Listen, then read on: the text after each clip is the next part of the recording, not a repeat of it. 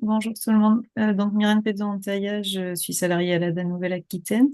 Et pour compléter un peu les outils qu'a présenté Fabrice, là, pour permettre de mettre un peu les acteurs d'un territoire autour de la table, les faire discuter, les faire réfléchir, on voulait mettre en avant un outil qu'on utilise aussi souvent dans nos projets, qui consiste à analyser l'origine des pollens de trappe.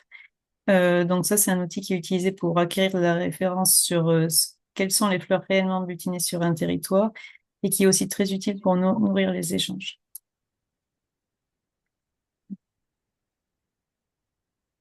Donc voilà, quand on conduit ce genre d'action que vous a présenté Fabrice, où on rencontre des agriculteurs, on s'interroge sur la ressource disponible, on s'interroge sur les pratiques agricoles. La question qui revient quand même souvent, c'est qu'est-ce que concrètement vont butiner les abeilles sur chaque période? Donc ça peut être des choses qui peuvent être interrogées par les agriculteurs eux-mêmes. Est-ce que leurs pratiques ont des intérêts pour contribuer à l'alimentation des abeilles? Ça peut être aussi des questions que se posent les apiculteurs qui n'ont pas toujours une très forte expertise sur le milieu qui vont être butinés ou la ressource à chaque période de l'année. Et aussi, ça peut interroger des choses des manques de connaissances sur des viticulteurs qui peuvent se demander si est-ce que l'abeille visite vraiment les parcelles de vignes, sur des agriculteurs qui mettent en place des aménagements paysagers favorables aux pollinisateurs qui peuvent s'interroger sur leur intérêt. Donc tout ça, c'est toujours ça questionne beaucoup et donc l'utilisation de l'analyse des pollens de trappe, c'est une méthode qui permet un peu de répondre à ces questions et qui permet de partir sur des échanges qui sont appuyés sur des données qui sont mesurées localement. Et donc voilà, l'avantage de l'abeille domestique, c'est qu'elle visite sur son territoire, sur un grand territoire, qu'elle prospecte beaucoup et qu'elle ramène la ressource en pollen à la ruche. Donc concrètement, pour mettre en place cette pratique, euh, c'est une, c'est très simple. En fait, il suffit donc d'équiper les colonies de trappe à pollen, qu'elles soient de façade ou dessous, là, comme sur la photo. Et à l'échelle d'un rucher ou à l'échelle de la colonie, en fonction un peu des questions qu'on va se poser, on va venir sur des périodes où on s'interroge et à des fréquences régulières, récolter du pollen qu'elles auront ramené euh, pour avoir des informations sur le territoire. Donc la toute première information déjà visuelle qu'on peut avoir au rucher, c'est la quantité de pollen. Donc en fonction du lieu, l'abondance en ressources polliniques, elle peut être très variable et en fonction de la période aussi. Donc avec cette méthode, une première chose, donnée qu'on a de manière directe et très facile, c'est la quantité de pollen qui est ramenée chaque semaine par les colonies. Et cette méthode aussi, vous verrez qu'il y a un intérêt dans les projets collectifs avec les agriculteurs, c'est qu'elle est facile à mettre en place, elle ne demande pas d'ouvrir la colonie, elle ne demande pas d'expertise technique du technicien. Et donc, c'est des choses qu'on promeut beaucoup dans nos projets. Donc ensuite, ces échantillons de pollen, ils sont envoyés dans des laboratoires spécialisés. Donc, il y a plusieurs laboratoires en France qui sont capables de déterminer l'origine botanique des pollens. Donc, ça consiste à une analyse microscopique et ensuite à de l'identification d'espèces. Donc, ça, c'est une compétence qui est quand même assez rare, que des techniciens formés, il y en a peu. C'est une compétence qui est très difficile à acquérir. Et là, par exemple, vous voyez sur la photo de gauche, donc c'est du pollen, des pelotes de pollen rapportées par les abeilles. Visuellement, déjà, on peut avoir des indications quand on connaît son territoire avec la couleur, on peut avoir des idées de quelles espèces ont été butinées. Mais au microscope, on va pouvoir savoir très finement quelles sont les espèces, en quelle proportion, voilà.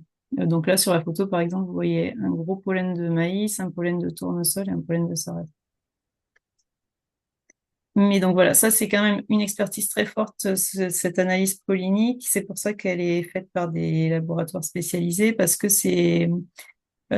en France, on a des milliers d'espèces végétales différentes avec des pollens qui peuvent beaucoup se ressembler. Chaque pollen, en fait, de végétal a une morphologie propre, qui lui est propre.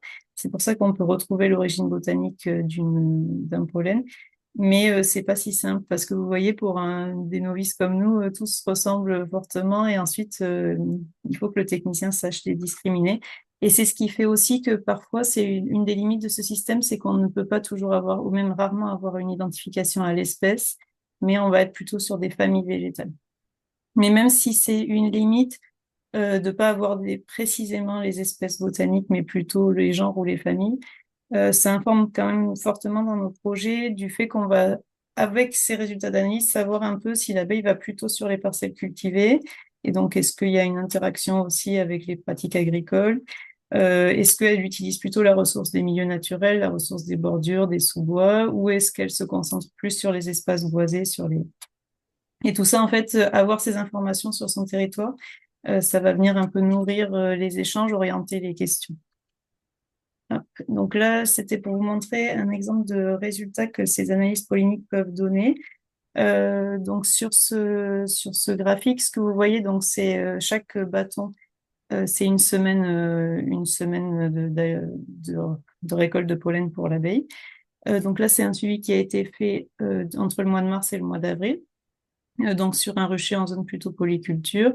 Et ce qu'on peut voir en fait, donc sur les codes couleurs, c'est ce que vous avez un peu en beige, c'est les espèces qui sont butinées sur les haies. Ce qui est un peu en violet, c'est les espèces qui ont été butinées sur des couverts d'interculture. La couleur jaune vif, c'est le colza. Et ensuite, on a regroupé sur la couleur verte les espèces plutôt herbacées qui peuvent, par exemple, venir des prairies ou alors aussi de tous les espaces herbacés qu'on peut avoir en bordure. Et ensuite, sur les couleurs marron, c'est les espèces récoltées dans les arbres. Et donc ensuite, on peut avoir ces indications un peu où vont l'abeille sur quel type de paysage et on peut rentrer plus finement sur les espèces. Donc typiquement, là, ce que vous voyez sur les parties des haies, donc là, le mois de mars, donc l'abeille visite, enfin, les trois quarts de son alimentation en pollen étaient liés aux espèces de haies. Et dans ces haies, en fait, on voit que le sol est prioritaire et ensuite que les pruneliers, les fruitiers sauvages arrivent en deuxième place. Et sur les espèces de couverts, on peut regarder aussi plus finement, est-ce que c'était de la vesse, est-ce que c'était du radis, etc. Et voilà. Et sur les arbres, toujours pareil, sur les arbres, là, pour le coup, c'était du chêne.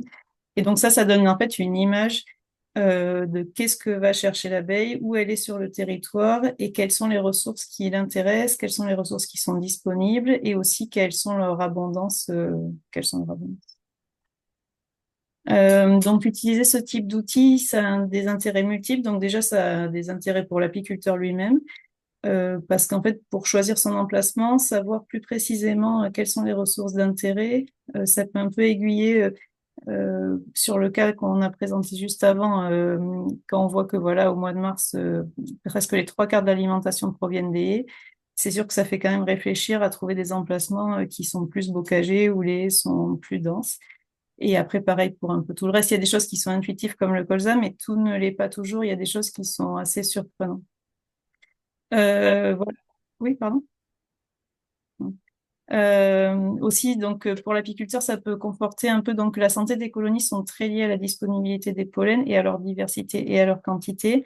Et enfin, conduire ce genre de suivi, c'est très intéressant aussi pour le lien avec la santé des colonies. Et aussi, il peut enfin, déterminer un peu s'il y a des périodes favorables, des périodes de disette sur l'emplacement sur lequel il est. Et pour les apiculteurs qui sont producteurs et vendeurs de pollen, ça permet aussi de connaître leurs produits. Et après, plus largement sur les territoires et pour le lien avec les autres acteurs, et souvent sur nos projets, c'est avec les acteurs agricoles. Ça, c'est aussi enfin, ces deux suivis sont très informatifs pour plein de raisons. Donc déjà, permet de vraiment de valider quelles sont les espèces qui sont butinées localement et en quelle quantité. Et ensuite, ça nous permet aussi potentiellement d'évaluer les pratiques agricoles. Est-ce qu'il y a des pratiques qui sont favorables pour l'abeille? En quoi elles contribuent à l'alimentation de l'abeille? Est-ce qu'elles sont à promouvoir? Et voilà aussi pour orienter, pourquoi pas, lors de la mise en place d'un aménagement type un couvert ou une plantation de haies, en connaissant un peu les espèces visitées par les abeilles, on peut orienter le choix des espèces à ça. Et c'est intéressant aussi de confronter ces résultats à ce que pense l'apiculteur, parce que parfois on est très surpris de ce qu'il avait imaginé étant les ressources d'intérêt et ce que ces abeilles vont vraiment chercher. Typiquement, ce qui est souvent sous-estimé, c'est l'importance des arbres dans l'alimentation de l'abeille, parce qu'on voit moins en fait les abeilles butinées, les érables, les chênes, les marronniers. Mais souvent, c'est des choses qui sont mal connues des apiculteurs. C'est pour ça que c'est aussi très intéressant pour eux de recevoir ces résultats. Et voilà, je voulais juste vous mettre deux petits résultats de valorisation de ces données auprès d'un public agricole. Donc là, c'est ici du projet Ecophyto sur Vapi qu'on a conduit dans le réseau ces dernières années. C'est un projet avec des ruchers observatoires qui met en lien agriculteurs et apiculteurs d'un même territoire et qui les font réfléchir sur les pratiques favorables pour les abeilles et sur les pratiques à risque.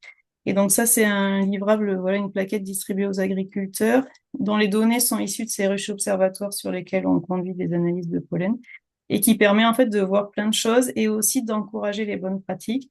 Donc là, c'était le cas que je vous montrais où on avait vu que au mois de mars, les contribue aux trois quarts de l'alimentation de l'abeille.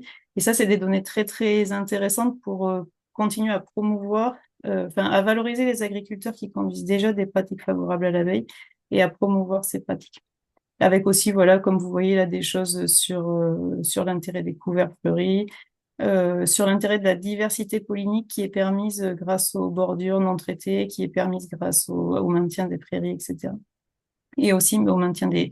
Donc là, on était en zone de polyculture. Et pour finir, je vous montre juste un autre exemple de valorisation de ces données.